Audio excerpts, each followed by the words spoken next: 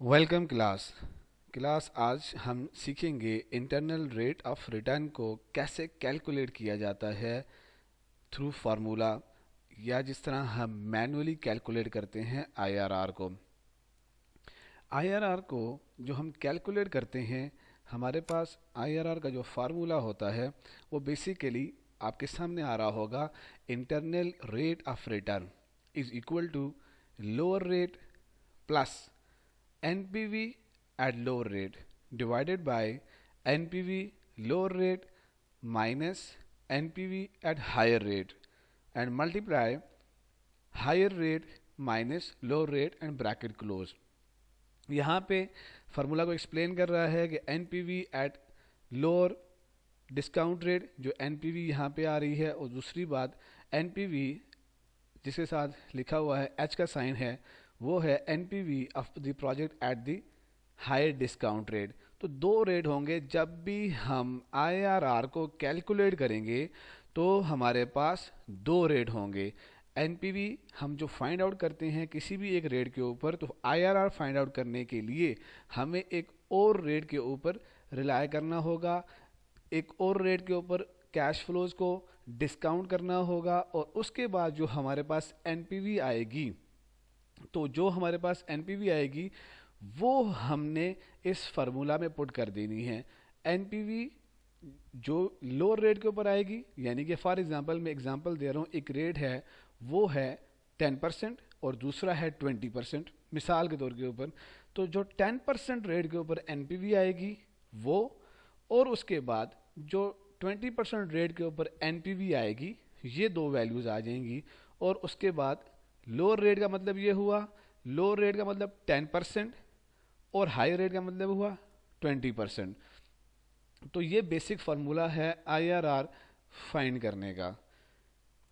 For example अब मैं यहाँ पे आपको एग्जांपल दे रहा हूँ, आपके सामने आ रहा है, let us put some figure in a project has an immediate cash flow of 7,000 and then cash inflows of 4,000 in year 1 and year 2। ये एक एग्जांपल के तौर के ऊपर है। If we take the cash flows and discount them at 5% and 20% the following results. अभी हम इस क्वेश्चन को आगे एक्सप्लेन करेंगे। तो आपके पास दो रेट आ गए, एक 5% है और एक 20% है। तो दो रेट के ऊपर आपने NPV फाइंड आउट करनी है। मैं एक क्वेश्चन सॉल्व हुआ है उसे एज एग्जांपल आपको एक्सप्लेन कर रहा हूं, और फिर देखते हैं कि NPV कैसे फाइंड आउट की है।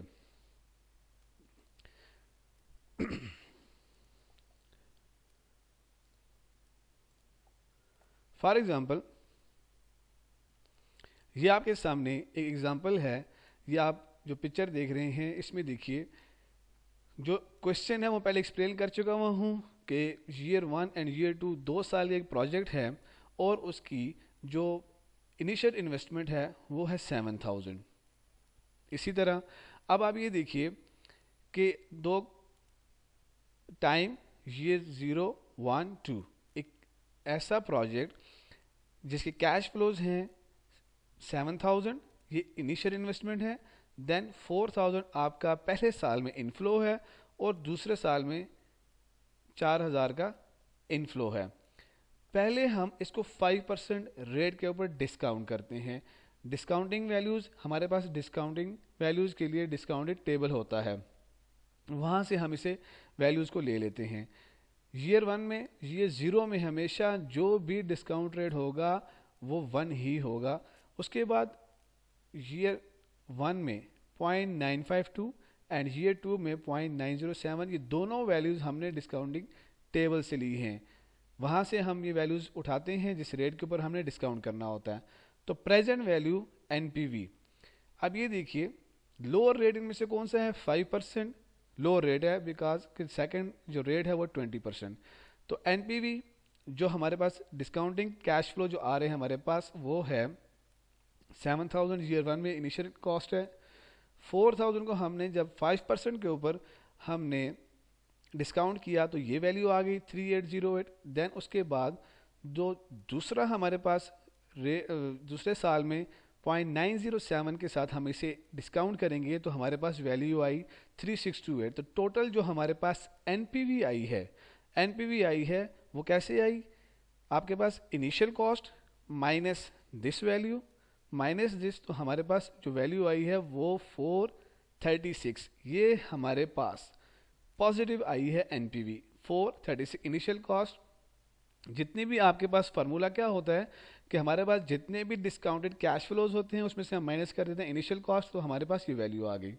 अब हमने एक दूसरा रेट लिया, दूसरा रेट हायर रेट हमारे पास है 20%। अब एक बात मैं आपको यहाँ पे एक्सप्लेन कर दूं कि जब भी क्वेश्चन आपके पास कोई ऐसा आएगा तो उसमें आपके पास दो डिस्काउंट रेट गिवन होंगे डिफरेंट, और उस डिस्काउंट रेट को यूज़ करते हुए आपने किसी प्रोजेक्ट को डिस्काउंट करना है और फिर आईआरआर फाइंड करना होगा। अब 20% रेट के ऊपर यही हमारे पास ईयर 1 में 7000, 20% रेट के ऊपर जब हमने इसे डिस्काउंट किया, इसी 4000 को जब हमने डिस्काउंट किया तो हमारे पास वैल्यू आई 3332, और उसके बाद 20% के ऊपर ईयर 2 में जब डिस्काउंट किया तो हमारे पास वैल्यू आई 2776। जब हमने एनपीवी फाइंड आउट की तो हमारे पास एनपीवी नेगेटिव आई है। जब हमने ये बात डिस्कस भी की थी क्लास में, हमेशा आईआरआर वो रेट होता है जहां पर आपकी एनपीवी 0 होती है। तो हम आईआरआर को फाइंड आउट करते हैं कि कौन सा ऐसा रीजनेबल रेट होगा जिसके ऊपर हम किसी भी प्रोजेक्ट को अप्रेज कर सकते हैं। अब इन दोनों वैल्यूज़ को, ये दो वैल्यूज़ हैं 436 एंड 892, इसका मतलब ये हुआ कि एनपीवी जो हमने 436 फाइंड आउट की, ये एनपीवी एट लो रेट 5% है हमारे पास, दूसरा रेट है 20%, इसके ऊपर हमारे पास -892 वैल्यू आई है। -892 में फिर एक्सप्लेन कर रहा हूँ कि नेगेटिव वैल्यू आई है। अब if these results are submitted into the formula, IRR का फार्मूला यहाँ पर गिवन जो है आर प्लस, ये आर है रेट, इसमें कंफ्यूज नहीं होना कि आर ए लिखा हुआ है तो फार्मूला में सर आपने बताया था आर जो है रेट वो हायर और लोअर है। जब भी फार्मूला यूज करेंगे तो यहाँ पर आप देखिए आपके पास रेट आ जाएगा प्लस एनपीवी एट ए का मतलब ये हुआ जो हमारे पास यहाँ पे ये गिवन है, यहाँ पे जो मैंने फार्मूला पहले एक्सप्लेन किया उसमें यहाँ पे ये था एनपीवी एट लोअर, तो लोअर का मतलब ये हुआ कि लोअर रेट 5% के ऊपर जो आपकी एनपीवी आई वो आई 436, ये नीचे सॉल्व हुआ है। उसके बाद हमारे पास divided by NPV at lower minus NPV at higher, 436 minus 892, because ये वैल्यू है ही नेगेटिव, ये बाद में माइनस माइनस प्लस हो जाएगा और ये वैल्यू इसमें ऐड हो जाएगी, मल्टीप्लाइड बाय दो रेट हैं, higher rate minus lower rate. Higher rate का मतलब ये हुआ 20% माइनस 5%। तो यहाँ पे इसने इन टर्म ऑफ परसेंटेज नहीं लिखा बल्कि पॉइंट्स की टेबल में लिख दिया, तो आप यहाँ पे कंफ्यूज ना हो, 0.2 minus 0.05।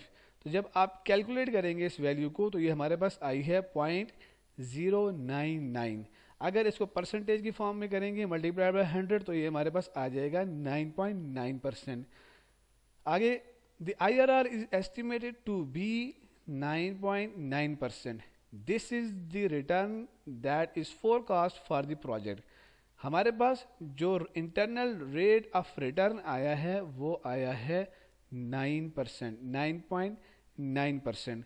If the target return was 6%, then the project would be accepted. If the target return was 15%, then the project would be rejected. वो ये कह रहा है कि अगर आपका टारगेट रिटर्न 6% है तो आपका आईआरआर 9.9% आया तो एक्सेप्टेबल है आपके लिए। तो ये मैंने सिर्फ इसी एक्सप्लेन करना था कि ताकि आप कंफ्यूज ना हो कि आईआरआर मैनुअली कैसे फाइंड आउट किया जाता है। तो सिंपल फार्मूला है, आपने जो भी आपके पास वैल्यूज़ आएंगी, डिस्काउंटेड कैश फ्लोज जो भी आपके पास आएंगी दोनों रेट के ऊपर, जब आप कैश फ्लोज फाइंड आउट कर लेते हैं उसके बाद एक लोअर रेट के ऊपर उसे डिस्काउंट करते हैं, फिर हायर रेट के ऊपर उसे डिस्काउंट करते हैं, दोनों में एनपीवी फाइंड आउट करते हैं कि दोनों में एनपीवी कैसे फाइंड आउट होगी। तो मेरे ख्याल से आज की क्लास में ये एक्सप्लेन हो गया कि आईआरआर को मैन्युअली कैसे फाइंड आउट करते हैं। होप क्लास के आपको ये लेक्चर्स अंडरस्टैंड हुआ होगा और समझ आ चुकी होगी कितने आसान वे में हमने आईआरआर को फाइंड किया, आईआरआर का फार्मूला क्या होता है, आईआरआर में कौन सी वैल्यूज़ को पुट किया जाता है और आईआरआर को फाइंड आउट कैसे किया जाता है। ये आईआरआर जो है ये इन टर्म ऑफ परसेंटेज आता है।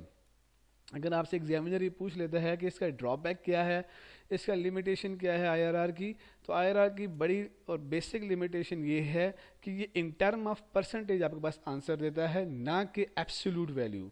जिस तरह के हमारे पास एनपीवी एक वैल्यू देती है, जिस तरह की ये देखिए 436 वैल्यू आई है, आईआरआर आपको वैल्यू नहीं देता, एक परसेंटेज देता है। अब वो परसेंटेज जो है वो किस वैल्यू की 9.9% है, ये एक क्वेश्चन मार्क है। तो इस वजह से इस आईआरआर की ये बेसिक लिमिटेशन है कि ये हमें एब्सोल्यूट वैल्यू नहीं देता, बल्कि ये इन टर्म ऑफ परसेंटेज हमें आंसर देता है।